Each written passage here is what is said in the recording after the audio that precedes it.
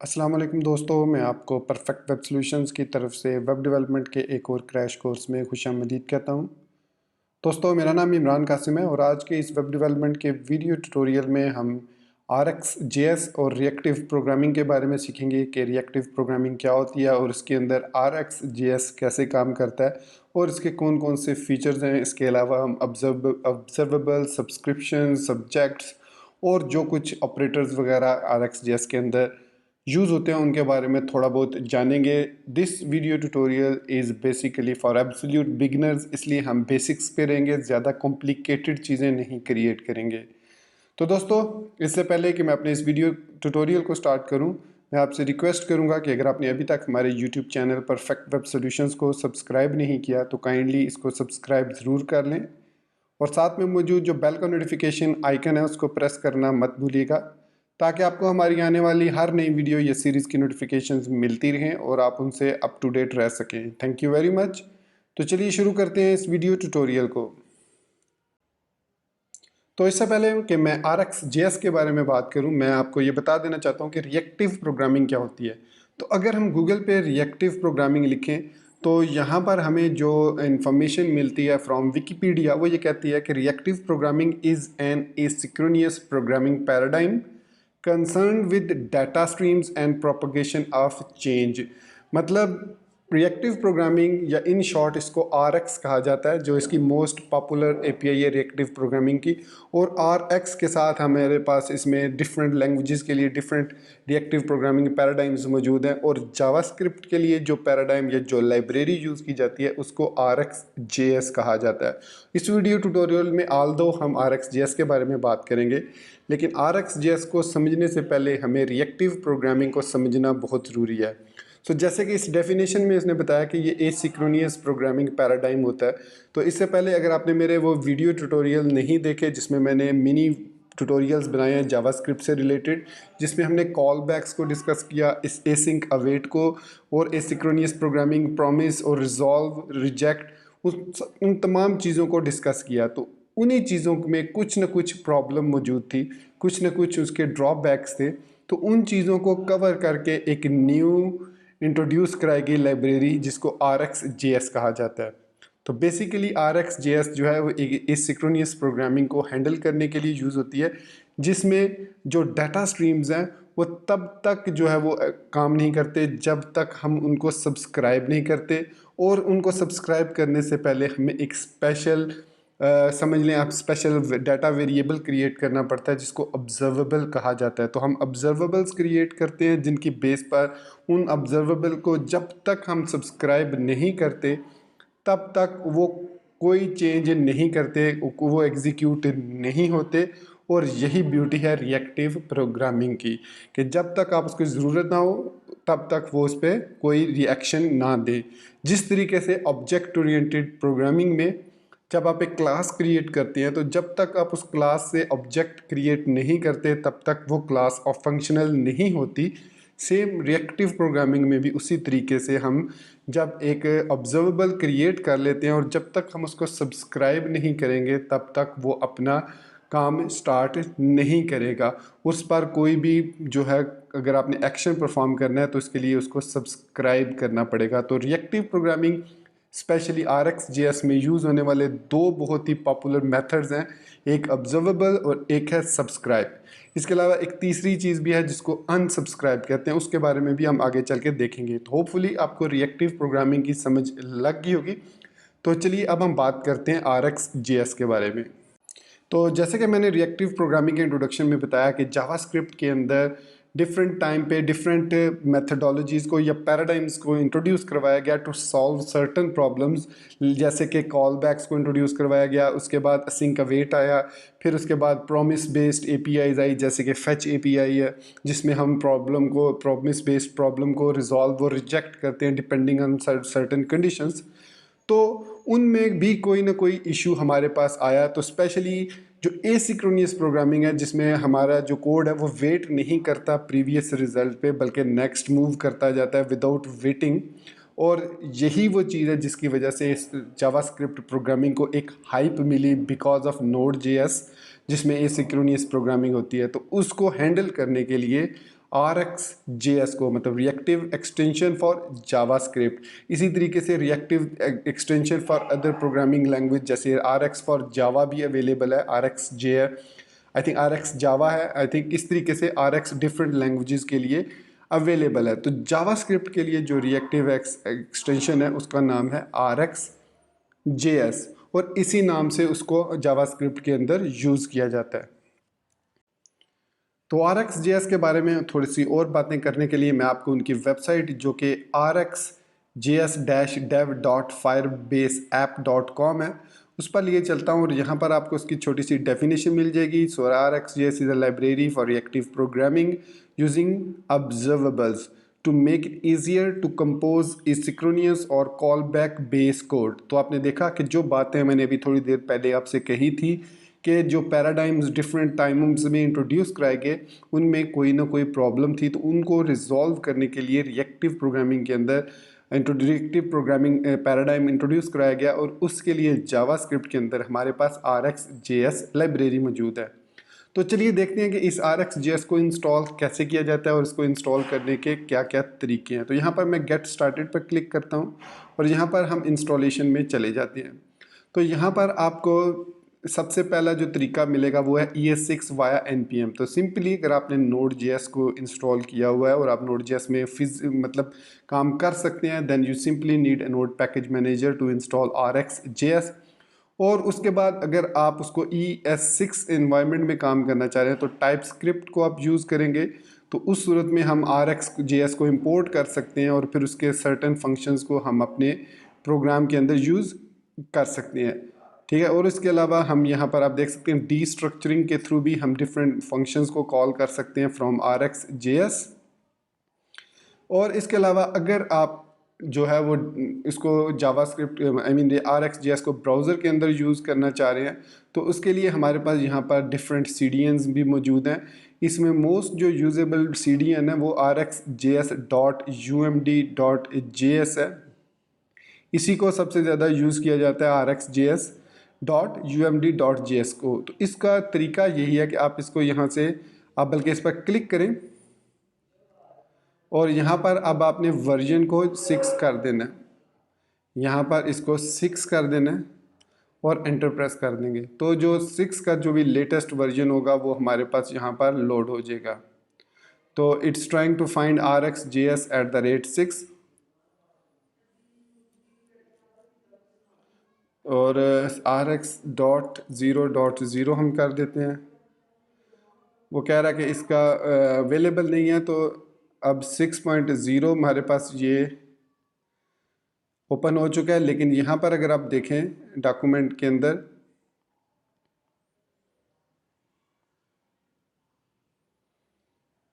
तो हमें वो बता रहा है कि आप यूज़ कर सकते हैं 6.0.0, यहाँ पर उसने हमें बता भी दिया। तो इसलिए हम इसको यहाँ से कॉपी करेंगे, इस तरीके से कॉपी किया। मैं यहाँ पर VS कोड को ओपन कर रहा हूँ और मैं RxJS-tuts के वीडियो फोल्डर में मौजूद हूँ, और यहाँ पर मैं एक न्यू फाइल क्रिएट करूँगा index.html, और इसके अंदर मैं यहाँ पर एक बॉयलर प्लेट ऐड की, और यहाँ पर चाहे तो हेड में मैं ऐड कर सकता हूँ विद RC, और यहाँ पर मैं सोर्स को पेस्ट करूँगा, वर्जन की जगह मैं 6.0.0 लिख दूँगा। और अब हमारे पास जो है वो RxJS हमारे एप्लीकेशन के अंदर एम्बेड हो चुका है। अब हम इसको यूज़ कर सकते हैं यहाँ पर स्क्रिप्ट टैग लगाकर, और यहाँ पर हम RxJS डॉट करके इसको जिस तरीके से भी इसके जिस मेथड को भी हम यूज़ करना चाहें हम आसानी के साथ यूज़ कर सकते हैं। अगर मैं यहाँ पर आपको console.log करके दिखाऊँ RxJS, बल्कि console.dir करते हैं dir इस तरीके से, और इसको मैं गो लाइव पे क्लिक करता हूँ या राइट क्लिक करके ओपन विद लाइव सर्वर कर लेता हूँ, या VS कोड की एक्सटेंशन है। और यहाँ पर अब मैं इंस्पेक्ट एलिमेंट में जाता हूँ,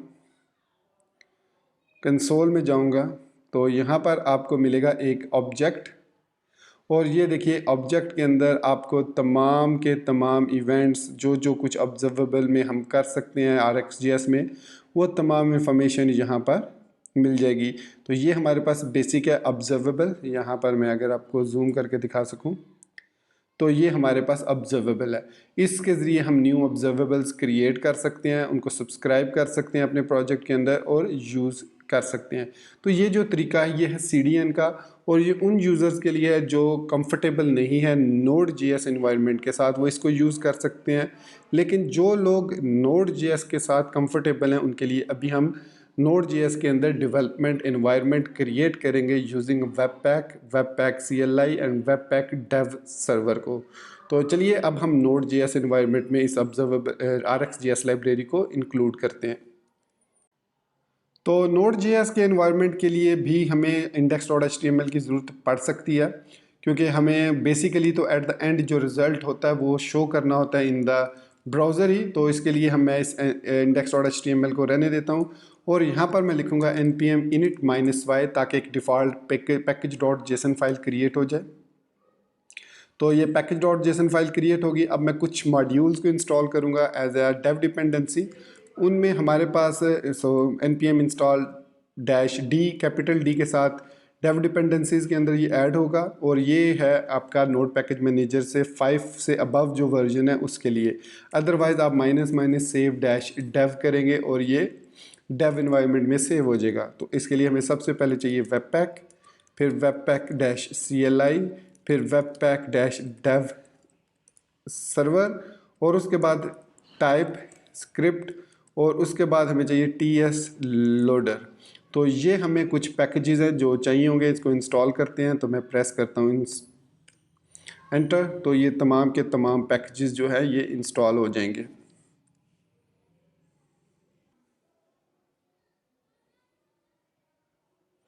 तो यहाँ पर TS loader 533, webpack 429.6, TypeScript 3.4.1, webpack CLI 3.3.0 install हो चुका है। और यहाँ पर आप package.json में भी आप देख सकते हैं कि हमारे जो पैकेजेस हैं as a dev dependency install हो चुके हैं। अब नेक्स्ट हमें npm इंस्टॉल RxJS करना है, जो कि डेव डिपेंडेंसी नहीं बल्कि डिपेंडेंसी के तौर पर इंस्टॉल होगा इन सेपरेट ऑब्जेक्ट।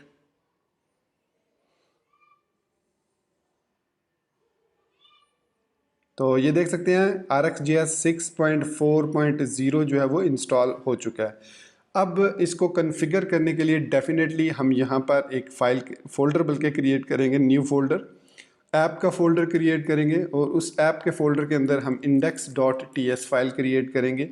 ये चूँकि टाइपस्क्रिप्ट की फ़ाइल है तो इसको कंपाइल करने के लिए जावास्क्रिप्ट के अंदर हम TSC को यूज़ करते हैं। तो उसके लिए हमें यहाँ पर tsconfig.json फाइल चाहिए होगी। तो इस config फाइल में सिंपली हमने क्या लिखना है, कंपाइलर ऑप्शंस, और इस कंपाइलर ऑप्शन में हमें पहले देना है outdir, और इसमें हम देंगे dist फोल्डर ./dist फोल्डर, मतलब इसी फोल्डर के अंदर dist फोल्डर क्रिएट होगा, और उसके अंदर आउटपुट डर हमने दे देना है। फिर उसके अलावा हमें इसके अंदर एक और चीज़ चाहिए सॉरी टारगेट, और टारगेट में हम ES5 दे देंगे जो कि मोस्ट कंपैटिबल है। इसके अलावा इसके पास हमारे पास काफ़ी सारे ऑप्शन हैं, अलाउ JS कर देंगे, ट्रू कर देंगे, और इसके अलावा यहाँ पर आप देख सकते हैं कि हमारे पास काफ़ी सारे ऑप्शंस हैं। लेकिन इनमें अब जैसे ये JSX है तो इसके साथ हम रिएक्ट यूज़ करते हैं, मोस्टली JXX जो है वो रिएक्ट के साथ यूज़ होता है। तो ये हमारी डिफ़ॉल्ट 4 ऑप्शंस हमें सिर्फ यूज़ करने हैं। एक और इसमें यूज़ होता है no implicit I think no implicit, और हमारे पास है नो इम्प्लीसिट एनी, और ये हम ट्रू कर देंगे। तो ये हमारे पास tsconfig.json फाइल क्रिएट हो चुकी है। अब हमें वेबपैक के लिए webpack.config.js फाइल चाहिए। अब उसकी भी कुछ कन्फिग्रेशन है, लेकिन यहाँ पर आसानी के लिए मैंने एक एक्सटेंशन इंस्टॉल की हुई है VS कोड के अंदर जिसका नाम है वेबपैक कॉन्फ़िग। तो ये वेबपैक कॉन्फ़िग मैं आपको दिखा देता हूँ। 2.1.3 करंट वर्जन है इसका। जर्मी राजन के मतलब ऑथर है इसका। So create a webpack config with ES6 transpiling using label.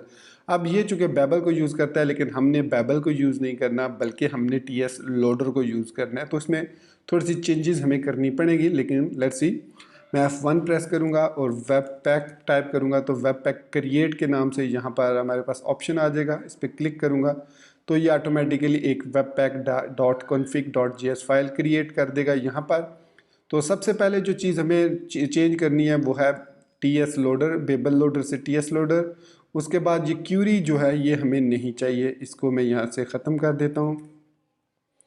फिर उसके बाद हमें डेव सर्वर में ये जो बेस है ये नहीं चाहिए, इनलाइन ट्रू है ये नहीं चाहिए, और 00 की जगह पे हमें लोकल होस्ट ऐड करना है, और यहाँ पर हमें ऐड करना है TSX, TS और JS। ये हमारे पास एक्सटेंशन है, आप और ऐड करना चाहें तो .jsx इस तरीके से ऐड भी कर सकते हैं। फिर उसके बाद हम यहाँ पर ऊपर आएंगे तो यहाँ पर उसने एक और मिस्टेक की हुई है, यहाँ पर डर नेम के साथ उसने प्लस डिस्ट किया है, तो ये बेसिकली रॉन्ग अप्रोच है, पाथ जो इसने गलत लिखा है। इसको आप या तो इस तरीके से कर देंगे कॉमा डिस्ट, या फिर आप इसको यहाँ पर कॉमा दे के इसको पाथ डॉट ज्वाइन इस तरीके से, पाथ डॉट ज्वाइन, और इस तरीके से आप इसको ऐड कर देंगे तो इट इज़ सेम। फिर हमें पब्लिक पाथ जो है वो इसकी ज़रूरत नहीं है यहाँ पर। उसके बाद हमें मोड जो है यहाँ पर इसका नहीं देना, बल्कि क्योंकि हमने इससे बंडल भी क्रिएट करना है तो इसको भी ख़त्म कर देते हैं, इसको भी ख़त्म कर देते हैं। बल्कि हमें यहाँ पर तो डेव सर्वर, क्योंकि हमने वेब सर्वर इंस्टॉल किया हुआ है तो उसी को यूज़ करेंगे। तो यहाँ पर हमारे पास ये आ गया, और यहाँ पर public, I think public path हमें यहाँ पर ये हो गया, ट्रू को ख़त्म कर दिया,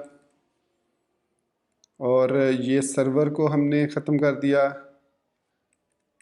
तो बाकी कॉन्फ़िगरेशन हमें चाहिए, तो ये हमारी बाकी कॉन्फ़िगरेशन बची है, और जिसमें हमने अच्छा ये भी एक चीज़ चेंज करनी है, टेस्ट के अंदर TSX हमारे पास आएगा रूल में, और बाकी सारे फोल्डर्स जो हैं वो चंक फाइल नेम .js जो भी करंट नेम होगा उसका वो क्रिएट कर देगा चंक फाइल। तो ये हमारे पास है default configuration for webpack config. अब इसको टेस्ट करते हैं, तो यहाँ index.ts फाइल में मैं लिखता हूँ अलर्ट हेलो RxJS। तो लेट्स सी कि ये कंपाइल होता है या नहीं। तो यहाँ पर अब पैकेज.json में हमने वेब पैक सर्वर डैश ये हमने ऐड करना है, और उसके बाद यहाँ पर ये web pack dash mode production ये हमने दो ऐड करने हैं, ये दोनों स्क्रिप्ट्स में लाजमी आपने ऐड करने हैं। तो अब मैं npm स्टार्ट लिखूँगा, तो देखते हैं कोई एरर तो नहीं आता हमारा। अगर web pack server successfully run होगा तो हमारे पास ये देखिए कंपाइल्ड सक्सेसफुली। अब मैं ब्राउज़र में जाता हूँ तो ये लोकल होस्ट 8080 पर हमारा सर्वर लोड हो चुका है, और देख सकते हैं डॉक्यूमेंट लोड है। और अगर मैं व्यू पेज सोर्स करता हूँ तो यहाँ पर हमारे पास ये कंसोल, क्योंकि हमने इसको ऐड ही नहीं किया अभी, तो यहाँ पर हम आते हैं index.html में, और इसको हम कर देंगे ख़त्म, और इसकी जगह हम ऐड करेंगे dist/bundle.js इस तरीके से। तो अब मैं इसको रीलोड करता हूँ, तो अब आपके पास अगर अलर्ट में hello RxJS नज़र आ गया तो इसका मतलब है कि हमने अपना development environment for RxJS successfully setup कर लिया है। तो अब मैं जितना भी काम करूँगा वो इस .ts index.ts फाइल में काम करूँगा, और इसी फाइल के अंदर हम अपनी कोडिंग करेंगे RxJS की, और उसके मतलब सीखेंगे कि RxJS किस तरीके से काम करता है। तो टाइपस्क्रिप्ट फाइल के अंदर हमें इंपोर्ट करना है RxJS को, तो हम इसको बाय पार्ट्स भी कर सकते हैं और इसको तमाम के तमाम को भी इंपोर्ट कर सकते हैं। तो यहाँ पर अगर आप देखें तो एग्जांपल में import static as RxJS from RxJS लिखा है, तो इट मीन्स इसके तमाम मॉड्यूल्स को हम RxJS के एक ऑब्जेक्ट के अंदर इंपोर्ट कर रहे हैं। लेकिन अगर हम सेपरेट भी इंपोर्ट करना चाहें, जिस ऑब्जेक्ट की हमें ज़रूरत है सिर्फ उसको इंपोर्ट करना चाहें, तो वो भी हम कर सकते हैं। तो मैं वही चीज़ फॉलो करूँगा ताकि सिंपल चीज़ें रहें। तो यहाँ पे ऑब्जर्वेबल क्रिएट करने के लिए हमें ऑब्जर्वेबल चाहिए, तो मैं यहाँ पर लिखूँगा कि इंपोर्ट और कर्ली ब्रैकेट, ये बेसिकली ऑब्जेक्ट डीस्ट्रक्चरिंग के लिए यूज़ होता है। तो यहाँ पर मैं ऑब्जर्वेबल लिखूँगा और उसके बाद फ्रॉम RxJS। तो अब मैंने ऑब्जर्वेबल को RxJS में से इंपोर्ट कर लिया है। तो इसके अलावा दूसरी चेंज मैं ये करूँगा कि जो index.html फाइल है उसमें से स्क्रिप्ट वाले टैग को जो bundle.js हमने ऐड किया है उसको हम यहाँ से कट करेंगे, और इसको मैं बॉडी के अंदर ऐड करूँगा, क्योंकि यहाँ पर मैं एक UL लगाना चाह रहा हूँ जिसकी आईडी रिज़ल्ट होगी, और इस रिज़ल्ट के अंदर हम li टैग के अंदर अपना रिज़ल्ट ऐड करेंगे। अगर मैं इसको हेड में रहने दूंगा तो ये यूएल इसके लिए अननोन हो जाएगा, नल हो जाएगा, और ये इसको फाइंड नहीं कर सकेगा हमारा डॉक्यूमेंट डॉट क्यूरी सिलेक्टर या document dot gate element by ID.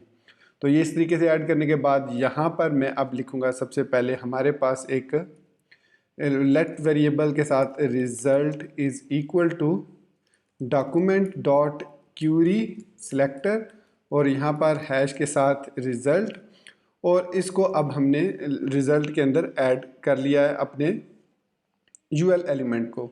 Next अब हमने सीखना है कि ऑब्जर्वेबल कैसे क्रिएट किया जाता है। तो ऑब्जर्वेबल क्रिएट करने के लिए हम यहाँ पर एक वेरिएबल लेंगे, OBS means observable is equal to new observable.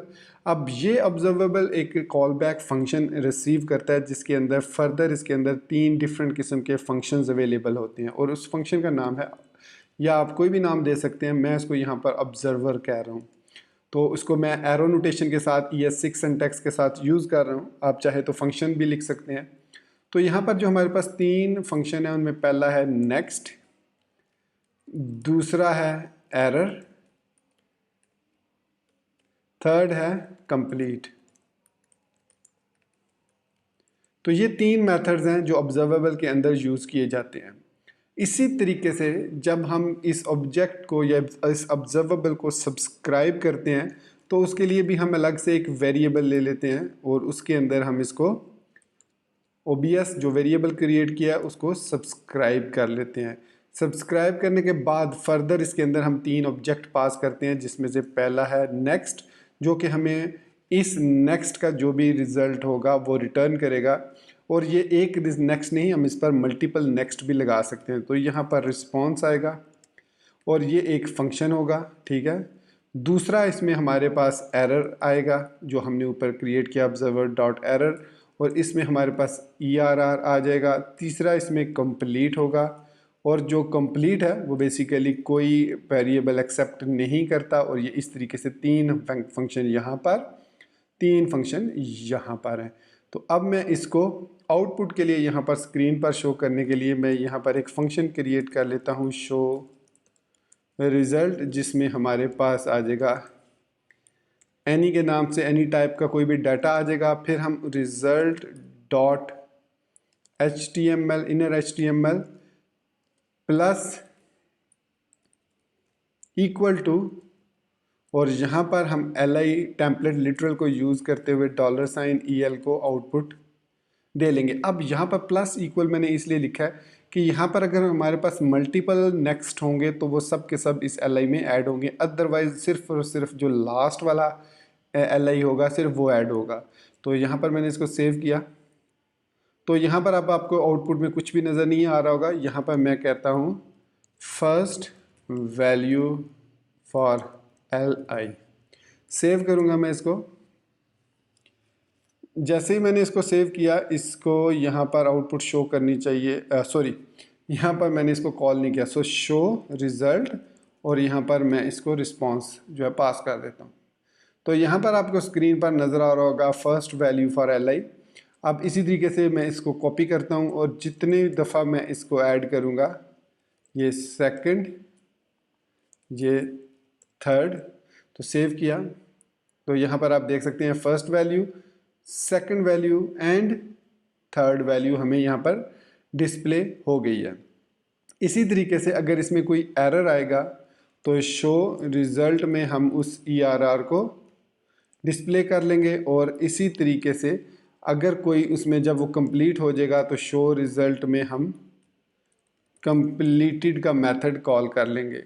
तो यहाँ पर हमने कंप्लीट का मेथड कॉल किया हुआ है, तो मैं अगर इसको सेव करता हूँ तो यहाँ पर हमारे पास जो है वो अनडिफाइंड आ रहा है, लिखा हुआ अनडिफाइंड।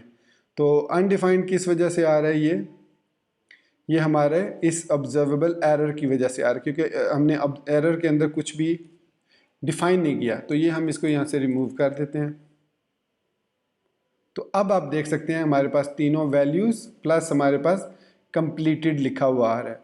अब इस कंप्लीट की एक और ब्यूटी है, मतलब ये कंप्लीट तो at the end of this lines call हो रहा है। अगर मैं इसको यहाँ से कट करके पहली वैल्यू के बाद इधर पेस्ट करके सेव करता हूँ, तो आप देखेंगे कि हमारी जो ये दो वैल्यूज़ हैं, सेकंड वैल्यू और थर्ड वैल्यू, ये डिस्प्ले नहीं हुई क्योंकि हमारा ऑब्जर्वेबल यहाँ पर कंप्लीट हो चुका है और इसने यहाँ पर कंप्लीट मेथड को कॉल कर लिया है। और इस वजह से एरर आने की सूरत में या कंप्लीट होने की सूरत में, दोनों सूरतों में हमारा ये जो बाकी जो नेक्स्ट हैं वो एग्जीक्यूट नहीं होते। सो यहाँ पर अगर कोई एरर आ जाता है, सपोज एरर अकर्ड, तो अगर इस सूरत में भी मैं इसको सेव करता हूँ तो आप देखेंगे कि पहली वैल्यू डिस्प्ले हुई, उसके बाद एरर अकर्ड आ गया, तो जो नेक्स्ट दो वैल्यूज़ हैं वो डिस्प्ले नहीं होंगी।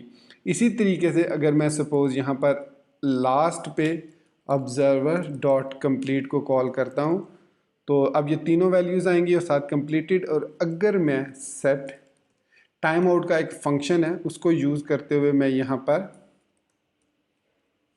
इस ऑब्जर्वर को इसके अंदर डाल देता हूँ, जो थर्ड वन है इसके अंदर, इस तरीके, बल्कि मैं इसको इधर रहने देता हूँ, सेकंड वाले को इधर मैं डाल देता हूँ और इसको टाइम आउट दे देता हूँ मैं 1 सेकंड। अब क्या होगा, सेव किया इसको, तो अब दोस्तों आपने देखा हालांकि वो ऑब्जर्वर जो है वो हमारा सेकंड पोजीशन पे है, लेकिन चूंकि उसने 1000 सेकंड मतलब 1 मिनट 1 सेकंड के लिए 1000 मिली सेकंड मतलब 1 सेकंड के लिए वेट किया, तो इस दौरान जो है ऑब्जर्वर डॉट कंप्लीट जो है वो एग्जीक्यूट हो चुका है। तो इस वजह से जो सेकंड वाली वैल्यू है वो डिस्प्ले नहीं हुई, सिर्फ और सिर्फ फर्स्ट वाली वैल्यू डिस्प्ले हुई और थर्ड वाली वैल्यू यहाँ पर आउटपुट में हमें नज़र आ रही है, सेकंड वाली वैल्यू नहीं नज़र आ रही। तो ये एक बेसिकली हमारे पास ऑब्जर्वेबल्स होते हैं, इस तरीके से हम ऑब्जर्वेबल्स क्रिएट करते हैं और उनको अपनी प्रोग्रामिंग के अंदर यूज़ करते हैं, ऑब्जर्वर को और ऑब्जर्वेबल्स को विद देयर रेस्पेक्टिव सब्सक्राइब, क्योंकि जब तक हम ऑब्जर्वेबल को सब्सक्राइब नहीं करेंगे हम उसकी आउटपुट नहीं ले सकते। ठीक है, अब जो नेक्स्ट चीज़ है कि जब हम ऑब्जर्वेबल्स को सब्सक्राइब कर लेते हैं तो इसमें एक प्रॉब्लम और अराइज होती है कि अगर वो कंप्लीट नहीं होता, कुछ ऑब्जर्वेबल ऐसे होते हैं जो कंप्लीट नहीं होते, तो वो एक किस्म की मेमोरी में आपके ऐड होते जाते हैं जिसकी वजह से उनको अनसब्सक्राइब करना ज़रूरी हो जाता है। तो यहाँ पर अगर हमने, इसीलिए मैंने ये वेरिएबल लिया था सब, क्योंकि जैसे ही ये रिज़ल्ट कंप्लीट हो मैं यहाँ पर सब डॉट अनसब्सक्राइब कर दूँ कि अब हमें इसकी ज़रूरत नहीं रही और ये अनसब्सक्राइब हो जाए, ताकि जो मेमोरी है वो इंटैक्ट रहे, उसमें कोई प्रॉब्लम ना हो और हमारा जो प्रोग्राम है वो स्मूथली एग्जीक्यूट होता रहे। तो ये अब हमारे पास तीनों वैल्यूज़ आ रही हैं विद कंप्लीट। अगर हम यहाँ पर कंप्लीट नहीं भी लगाते तो कोई प्रॉब्लम नहीं होगी, हमारा जो प्रोग्राम है वो सक्सेसफुली कंप्लीट हो जाएगा। अब एरर जो होता है वो हम यहाँ पर कोई कंडीशनल लॉजिक लगा सकते हैं कि ये कंडीशन हो तो ये वैल्यू वो एरर, अदरवाइज ये एरर दे। सपोज यहाँ पर हम एक छोटा सा और प्रोग्राम लिखते हैं यूजिंग ऑब्जर्वेबल्स, तो वो प्रोग्राम क्या करेगा, वो प्रोग्राम हमसे 2 नंबर लेगा और हमें डिस्प्ले करेगा ऑड या इवन। उसके अलावा अगर हम उसमें वैल्यू ऐसी कोई देते हैं जो 0 या 0 से लेस होगी तो उस सूरत में वो हमें एक एरर जनरेट करेगा। अब यहाँ पर हमने एक्सेप्ट करनी है एक वैल्यू इस ऑब्जर्वेबल के लिए, तो इसका तरीका ये होता है कि हम इस ऑब्जर्वेबल को एक फंक्शन के अंदर रैप कर देते हैं। सो यहाँ पर मैं एक फंक्शन क्रिएट कर लेता हूँ ऑड इवन के नाम से। ठीक हो गया। इस ऑड और इवन फंक्शन के अंदर हम एक वैल्यू लेंगे जिसकी टाइप होगी नंबर। सो यहाँ पर हम नम की वैल्यू ले लेते हैं जिसकी वैल्यू होगी एक नंबर की, और इसके अंदर हम यहाँ पर ये वैल्यू जो है वो ले लेते हैं और उसके बाद हम यहाँ पर सिंपली रिटर्न करेंगे OBS को। तो OBS की जो भी वैल्यू होगी वो रिटर्न होगी, डेफिनेटली यहाँ पर एरर आएंगे हमें। तो अब इस OBS को हम सब्सक्राइब नहीं कर सकते, इस OBS को। ठीक है, अब ये OBS part of odd even है, तो यहाँ पर अब हम लिखेंगे ऑड इवन इनटू, अब यहाँ पर हम वो नंबर पास करेंगे। सपोज मैं नंबर 1 पास करता हूँ और इसको सब्सक्राइब करता हूँ यहाँ पर, और अब मैं यहाँ पर ये जो चेक है यहाँ पर ये चेक लगाऊंगा कि इफ़ नम और मॉड्यूलस 2 इज़ इक्वल टू 0, तो यहाँ पर वो क्या करेगा, ऑब्जर्वर डॉट नेक्स्ट नंबर, यहाँ पर मैं टेम्पलेट डिटेल यूज़ कर लेता हूँ और यहाँ पर मैं इसे इज़ एन इवन नंबर, तो जो भी नंबर है वो एक इवन नंबर है। So else observer dot next template literal num is an odd number। ठीक हो गया। अब इससे पहले यहां पर हम लिखेंगे कि if num is less than equal to 0, तो इस सूरत में ऑब्जर्वर डॉट एरर जनरेट करे। कुछ भी लिख सकते हैं, जैसे मैं लिख सकता हूं num is less than must be greater than 0। तो ये हमने एक छोटा सा प्रोग्राम लिखा। अब इसके अंदर यहाँ पर सिर्फ और सिर्फ हमने यहाँ पर ये चेंज किया, यहाँ पर ये नंबर पास करना है। इसको मैं सेव करता हूँ। So if everything goes good so 1 is an odd number यहाँ पर लिखा हुआ आ गया। अगर मैं यहाँ पर 2 पास करता हूँ सो 2 इज़ एन इवन नंबर यहाँ पर लिखा हुआ आ गया। अगर मैं यहाँ पर 0 पास करता हूँ तो यहाँ पर नंबर मस्ट बी या 0 must be greater than 0, so number must be, यहाँ पर number must be greater than 0।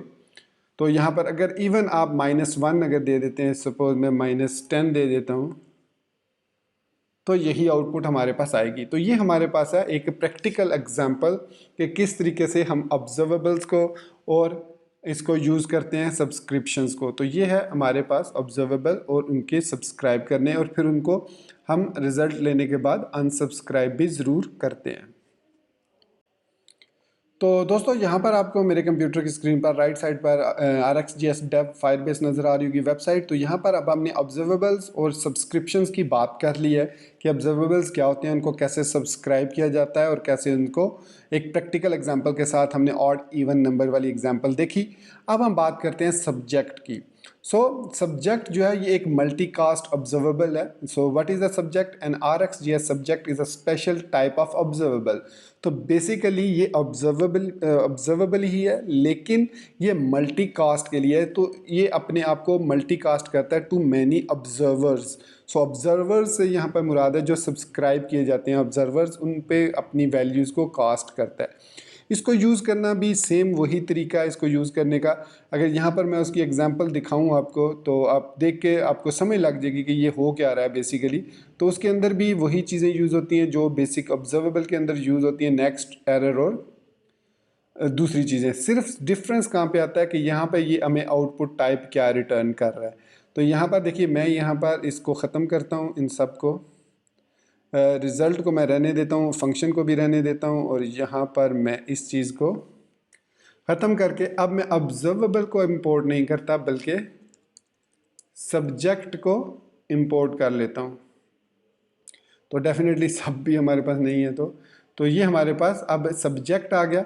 अब इसमें यहाँ पर हम वही तरीका OBS observable is equal to new subject. तो यहाँ पर न्यू सब्जेक्ट, अब इसकी हमें डाटा टाइप बतानी होती है यहाँ पर कि ये कौन सी डाटा टाइप रिटर्न करता है।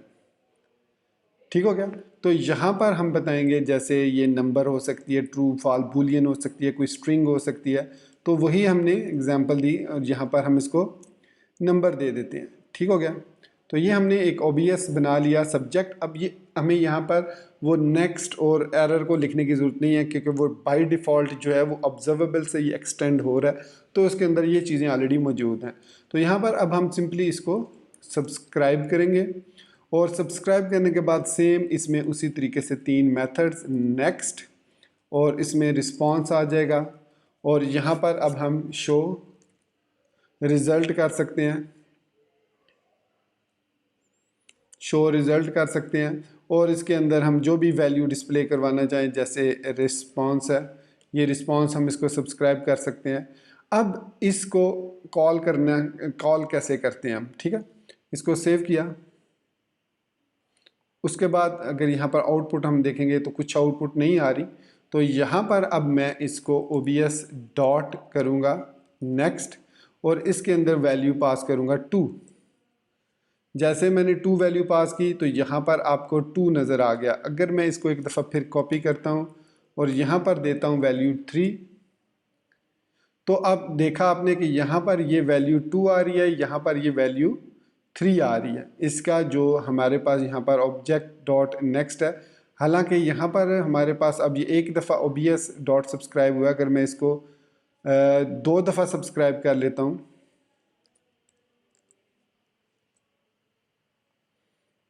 तो आप देखेंगे कि 2 दफ़ा 2 और 2 दफ़ा 3 शो हुआ है।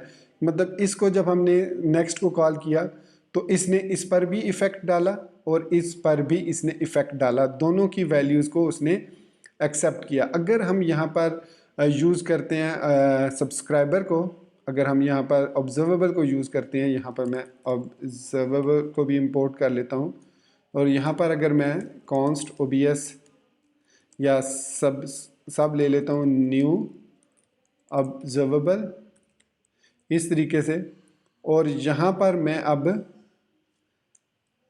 सब डॉट नेक्स्ट, बल्कि यहाँ पर OBS को मैं कमेंट कर देता हूँ और यहाँ पर मैं OBS ले लेता हूँ और OBS डॉट, अब इसके अंदर चूँकि ये ऑब्जर्वर, सॉरी माय मिस्टेक, यहाँ पर हमें क्रिएट करना था ऑब्जर्वर और यहाँ पर हमें नेक्स्ट वैल्यू क्रिएट करनी थी। सॉरी फॉर द मिस्टेक, हो जाता है कभी कभी। तो यहाँ पर हम एक फंक्शन ले लेते हैं और वही ऑड इवन वाला, ऑड इवन, और यहाँ पर हम इसके अंदर वैल्यू ले लेंगे कोई भी वैल्यू, जैसे नंबर, और इसके अंदर हम यहाँ से इसको कट करके पेस्ट कर देंगे और सिंपली मैं यहाँ पर ये करता हूँ ऑब्जर्वर डॉट नेक्स्ट और यहाँ पर नम में पास कर देता हूँ। तो ये हमने एक क्रिएट कर लिया फंक्शन। अब यहाँ पर मैं odd even 1 dot, sorry return का नाम मैं भूल गया, रिटर्न OBS। तो यहाँ पर अब हमारे पास है ऑड इवन 1 सब्सक्राइब और इसके अंदर हमारे पास नेक्स्ट, और यहाँ पर शो रिज़ल्ट वो कह रहा है इम्प्लिसिटली हैज़ एनी। सो यहाँ पर यहाँ पर मैंने कहीं पर, ठीक है,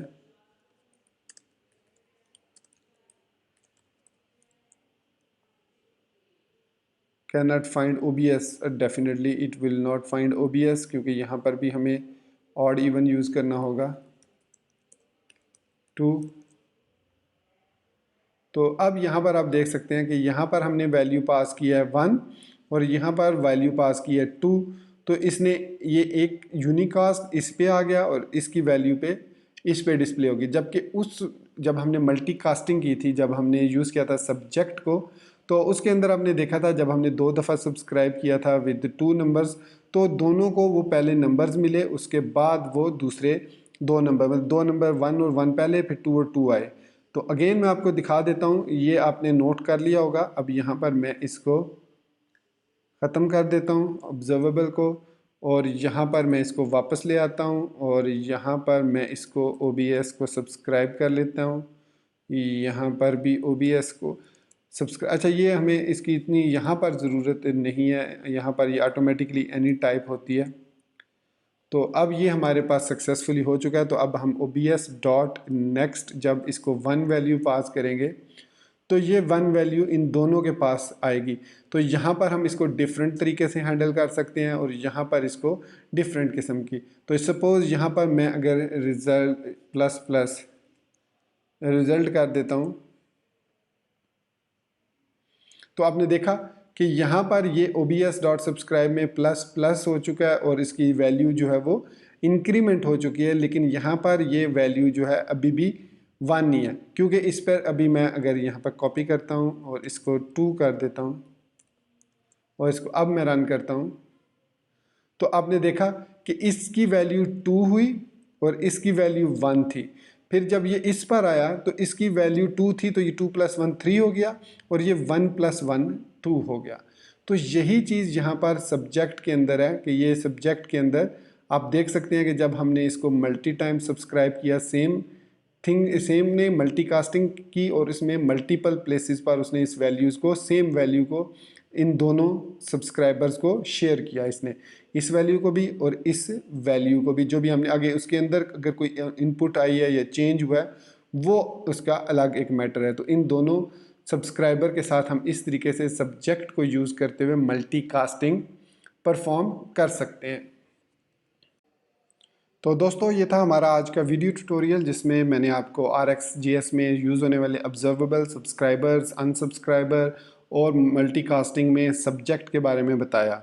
तो इसके अलावा RxJS के अंदर बेशुमार ऑपरेटर्स और फंक्शंस मौजूद हैं जो कि नॉर्मल जावास्क्रिप्ट से इंस्पायर्ड हैं, जैसे कि मैप फंक्शन है, रिड्यूस फंक्शन है, उसके अलावा फ़िल्टर वगैरह, और वो भी सारे ऑब्जर्वेबल, प्रॉमिस बेस्ड या समझ लें कि RX रिएक्टिव प्रोग्रामिंग को फॉलो करते हुए डिज़ाइन किए गए हैं। यहाँ पर मैं जाते जाते आपको एक छोटी सी एग्जांपल दे जाता हूँ। सपोज़ हमारे पास एक मैप का फंक्शन है जो कि नॉर्मल जावास्क्रिप्ट के अंदर भी मौजूद है, जिससे हम जो है एरेज़ को दोबारा से मैप कर सकते हैं उस पर कोई सा भी फंक्शन अप्लाई करके। तो इसी तरीके से हमारे पास ऑब्जर्वेबल्स के अंदर भी, अगर मैं यहाँ पर RxJS पे आऊँ और यहाँ पर मेन्यू पर क्लिक करूँ तो यहाँ पर रेफरेंस के अंदर APIs के अंदर अगर मैं यहाँ फंक्शन में जाऊँ तो फंक्शन में हमारे पास मैप का फंक्शन होगा। यहाँ पर आप देख सकते हैं मैप का फंक्शन है। सो मैप का एक फंक्शन है, applies a given project function to each value emitted by source observable. अब इसका सोर्स भी जो होना चाहिए वो भी ऑब्जर्वेबल होना चाहिए, एक और ऑब्जर्वेबल होना चाहिए, without that it will not work. और अगर यहाँ पर हम इसकी एग्जांपल क्विकली देखें आपको भी समझ लग जाएगी कि यहाँ पर हमारे पास एक उसने ऑब्जर्वेबल इंपोर्ट किया है फ्रॉम इवेंट, ये भी एक और फंक्शन है, और इसके साथ मैप को उसने इंपोर्ट किया है। फिर उसके बाद उसने इन दोनों को आपस में कंबाइन किया है यूजिंग पाइप मेथड, तो ताकि हम दो जो हैं ऑब्जर्वेबल्स को आपस में ज्वाइन करके एक आउटपुट ले सकें। तो ये वाली एग्जांपल मैं आपको नहीं देता, मैं यहाँ पर आपको एक सिंपल एग्जांपल देता हूँ कि सपोज़ मैं यहाँ पर इंपोर्ट कर लेता हूँ ऑफ, एक हमारे पास फंक्शन है जो कि फ्रॉम RxJS है, और इसके अलावा मैप जो है हमारे पास एक ऑपरेटर्स है, तो इसको हम ऑपरेटर्स में से इंपोर्ट कर लेते हैं। अब यहाँ पर लेट मैं कहता हूँ या कॉन्स्ट कह लेते हैं, const ARR is equal two of 2 3 4 5 6। ये हमारे पास एक कॉन्स्ट एक प्रॉमिस बेस्ड या ऑब्जर्वेबल टाइप का जो है वो एरे क्रिएट हो जाएगा। फिर हम इस ऑब्जर्वेबल एरे टाइप को एक वेरिएबल ले लेते हैं रिजल्ट, रेस्ट ले लेते हैं, और उसके अंदर हम ARR डॉट पाइप करेंगे इसको किसके साथ, मैप के साथ, और यहाँ पर R के साथ हम इसको रिटर्न कर देंगे। तो यहाँ पर हम इस पर कोई भी फंक्शन अप्लाई करना चाहें तो यहाँ पर वो कह रहा है कॉन्स्ट, क्योंकि स्पेलिंग गलत है कॉन्स्ट। तो यहाँ पर हम इस R के साथ, मतलब मैं इसको अगर तमाम इन वैल्यूज़ को 2 से मल्टीप्लाई करना चाह रहा हूँ तो मैं यहाँ पर मल्टीप्लाई बाय 2 कर सकता हूँ। तो ये अब रिज़ल्ट में अब कैसे इसको गेट करना है, तो इसको गेट करने का तरीका है रेस डॉट सब्सक्राइब, क्योंकि ये ऑब्जर्वेबल है तो इसको सब्सक्राइब करना पड़ेगा, और इसका डाटा जो है अब हम कंसोल डॉट लॉग डाटा इस तरीके से भी कर सकते हैं। और यहाँ पर अब आप देख सकते हैं कि 2 2s are 4, 2 3s are 6, 4 2s are 8, 5 2s are 10 और 6 2s are 12 आंसर हमारा आ चुका है। अब देखिए यहाँ पर मैंने डिफरेंट तरीका यूज़ किया है। अब मैं इसको इस तरीके से भी कर सकता था, यहाँ पर नेक्स्ट ले लेता था और यहाँ पर मैं डाटा ले लेता हूँ वेरिएबल, और यहाँ पर मैं कंसोल डॉट लॉग डाटा कर सकता हूँ। ये भी तरीका जो है वैलिड तरीका है। यहाँ पर आप देख सकते हैं कि इस तरीके से भी हमें सेम आउटपुट यहाँ पर नीचे कंसोल में नज़र आ रही होगी। और अगर आप कंसोल में नहीं दे सकते तो मैं शो रिज़ल्ट कर देता हूँ डाटा, और यहाँ पर जो हम मैंने इसको मैं सब्सक्राइब OBS सब्सक्राइब को मैं फ़िलहाल क्लोज़ कर देता हूँ, कमेंट आउट कर देता हूँ, सेव किया। तो अब आपको यहाँ पर आउटपुट स्क्रीन पर नज़र आ रही होगी ये ये देख सकते हैं 4, 6, 8, 10 और 12। तो ये बेसिकली हमारे पास मैप का फंक्शन है जिसको हमने एक पाइप ऑपरेटर या पाइप फंक्शन के साथ कंबाइन कर दिया। दो हमने ऑब्जर्वेबल्स को एक दूसरे के साथ, अब इस ऑब्जर्वेबल को हमने अगर इसकी वैल्यूज़ को डिस्प्ले करवाना हो तो हम इसको भी सब्सक्राइब करके इसकी वैल्यू को हम डिस्प्ले कर सकते हैं इस तरीके से, जहाँ पर भी कंसोल डॉट लॉग करना चाहें। और इनको हम दो मुख्तलिफ ऑब्जर्वेबल्स को आपस में अगर जोड़ना हो तो हम पाइप का फंक्शन यूज़ करते हैं। तो ये वो बात थी जो मैं बताना चाह रहा था। यहाँ पर काफ़ी सारे हमारे पास लिस्ट में फंक्शन मौजूद हैं एपीआईज़ के अंदर। आप इनकी प्रैक्टिस कर सकते हैं, यहाँ से फंक्शन सेलेक्ट करें और आप इन फंक्शंस को यूज़ करें अपने प्रोजेक्ट्स के अंदर। और इनको इन पे जो भी आप, जैसे ये मैप के बाद इसमें आई थिंक फ्लैट है, फ़िल्टर अगर फंक्शन हुआ तो यहाँ पर होगा, मतलब जो भी है, आइडेंटिटी है, इफ़ है, नेवर है, ऑफ है। और इसके अलावा यहाँ पर हमारे पास फर्स्ट है, फिर इज़ एम्प्टी है, मैप है। तो बेशुमार फंक्शन यहाँ पर मौजूद हैं, आप इनको यूज़ करें। और इन पर अगर कोई प्रॉब्लम आती है तो आप मेरे से कंसल्ट कर सकते हैं, इसी वीडियो के नीचे अपने कमेंट्स से हमें मुझे पूछ सकते हैं क्वेश्चन। तो दोस्तों इसी बात के साथ मैं आपसे इजाज़त चाहूँगा। उम्मीद करता हूँ कि मेरा ये वीडियो ट्यूटोरियल आपको पसंद आया होगा और आप इसको लाइक करना, मेरे चैनल को सब्सक्राइब करना और बेल आइकन को प्रेस करना बिल्कुल भी नहीं भूलेंगे। तो मुझे अपनी दुआ में याद रखिएगा। Thank you very much for being with me till the end. Take care, good bye and Allah हाफिज़।